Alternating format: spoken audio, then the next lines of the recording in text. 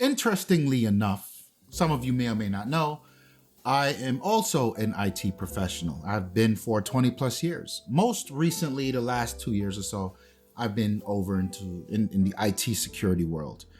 And cybersecurity and security in general is a very wild thing. And I try not to let it consume me because the shit that I see on a daily basis is very scary. It fuck around and make you not want to leave your house or go outside or just not connect to the internet at all. But yeah, I say that to say, I want to preface that because I have a very particular lens when it comes to security and how things should be and really how consumers should feel comfortable knowing that they are safeguarded. When it comes to photography, security in photography, it's almost like non-existent, right? And sitting down and really having a few moments to myself to think about how security exists in the creative and photographer space, I got a few bullet points here for you I'd like to discuss. We spend so much money for the gear we use, the cameras, the lenses, the memory cards, the I don't know, what are the bags, all these things.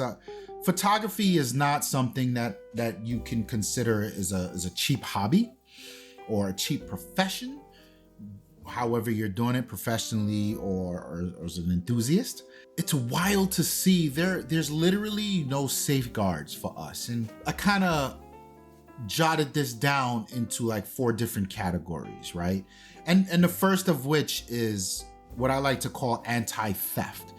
Anti-theft is sort of a very reactive way to doing things. What measures do you have in place after the theft has occurred? And there really isn't much. And I feel like these camera manufacturers, for as much as we're paying for these things, they should be taking this seriously. Because the reality of it, the silicone that goes into these cameras, the hardware that goes into it, it's not really all that different from what we see in the gadget world, the mobile space, right? The phones, the tablets, the TVs. We're not holding these camera manufacturers accountable for how they protect us. And today in the anti-theft world, there really isn't much that exists. And a company reached out, what is it, JJC?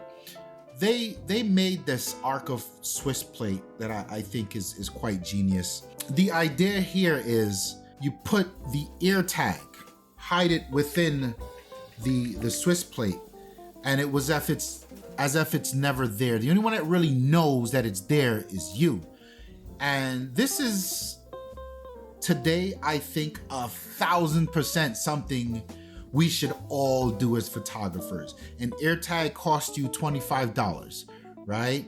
You hide that thing in here, and it's not a foolproof solution. Like, sure, if the person who stole your camera is from 1950 and they don't have a cell phone, it's gonna be tough, right? Because if you know how AirTags work, it always reports into a phone somewhere and it'll kind of update as it goes.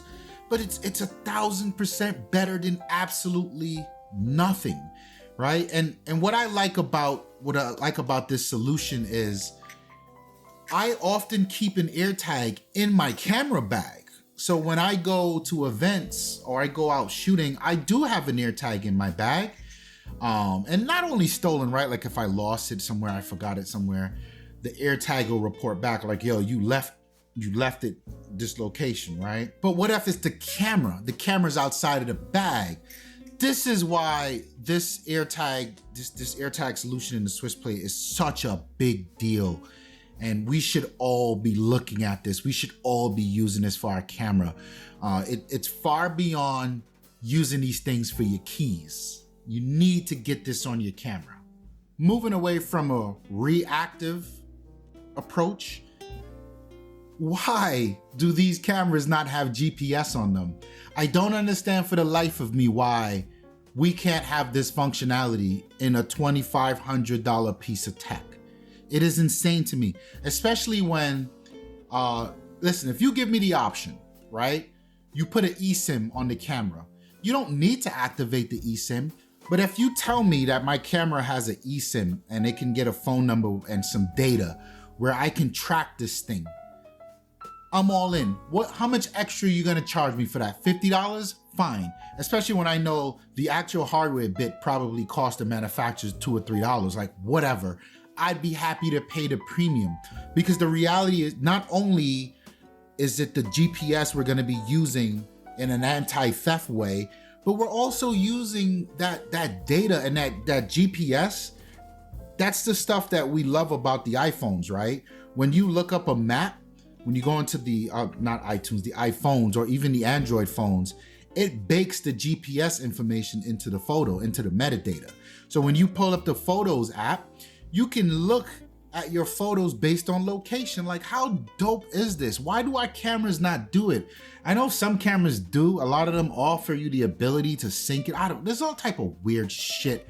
They need to get it together. Moving along from the eSIM, this is another category where we can call it activation lock, using that same cellular data and really some intelligent infrastructure behind it. So activation lock, what is that? If you remember, you may or may not remember, back in the day when iPhone 2s and 3s and 4s came out, I was living in New York and people were getting their phones snatched.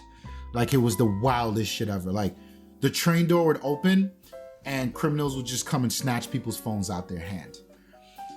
What's interesting about that is, today it may seem like, well, wait, what? Why were they doing that? You can't do anything with the phone anyway. False. That was not the case back then. If you were able to get someone's phone, you could just hard reset it and reuse it. And there's a few things that happened on the back end, right? The carriers got on board to where the IMEI number, the hardcore, I don't even know what you call it, the serial number of that device is also registered on the cellular network.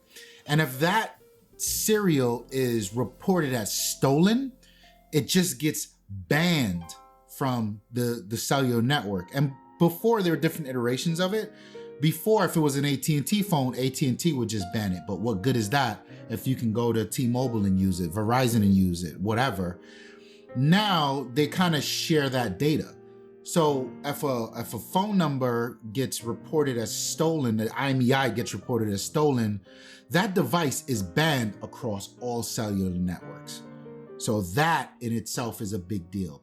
And now what Apple also implemented in parallel was what they call activation lock. So when you get a new iPhone and you set it up, that iPhone is now tied to your iCloud account. And it can no longer be activated by anyone else's iCloud. So if they stole the phone, they reset the phone. The minute they go to activate it, it's gonna say, oh, wait, you're not Ramon. You can't activate this phone, and then they're shit out of luck. These are the things that we should have on our cameras. I can't for the life of me understand why we don't have this in place. Again, these are expensive tools, they're expensive devices. They should be, we as the consumers should feel some sort of comfort that if the camera disappears, that the thief, the bad actor can't benefit. And then we take that even a bit further. What about biometrics, right? You know what Touch ID looks like on an iPhone. You know what the Face ID looks like on an iPhone. I'll take either one of those. Like, can you put the Face ID in the viewfinder of my camera? So every 6 hours, 12 hours, 2 hours, whatever, I can set the time I need to log in to my camera with just my eyeball. Beautiful, beautiful. What about you just put a little touch sensor on maybe the bottom of the camera, right? Maybe the side of the camera, in the handle grip. Like, there's so many things, there's so many places you can put these authorization devices or hardware on the camera that it's quite shocking that we don't have these things. And I promise you, because of the the mobile world, the iPhones and Android phones, these things aren't super expensive anymore. You're starting to see a lot of it show up in laptops, $400 or $500 laptops, right? Like, I'll be happy to pay the premium to have the security measures on my camera than not, right? And you could even take this farther. What about the lens? What if the camera gets stolen, but they stole the camera with the lens? What? Lenses don't have serial numbers? Yes, they do. It could be the exact same thing. This serial number for this lens is tied to this camera, who's owned by this person. I need you to go through a process to authenticate that, right? Like, I know some of you may be hearing these things and thinking, oh, that all sounds like a pain in the ass. But it's not until you live with the unfortunate circumstance of having your hardware stolen that you view this in a very, very different way. Thank you for geeking out with me. I hope you're following my nerd ass shit. Like, these are the things I sit at home and think about sometimes, because not only am I a professional photographer, but I also feel like I'm an enthusiast photographer first. And I really love this shit like you guys, right? And when you love something like this and you obsess over it, you gotta let your mind go. And I feel like us as a community, we need to start requiring these type of things from these camera vendors. I don't give a fuck about the +2 points of dynamic range on your new camera, or the extra stop of stabilization, or you went up the megapixel count by 12%.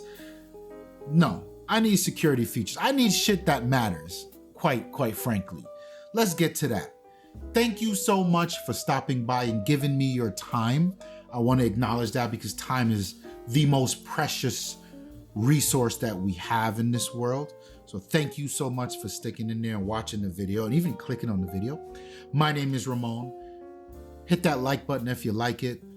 Peruse the channel, see if there's any other videos you like, and hit the comment section. Let me know what are your thoughts on the security stuff. Let me know if you have any of the ideas that we could all brainstorm and maybe just show up at Sony's office and kick down the door and demand to talk to somebody.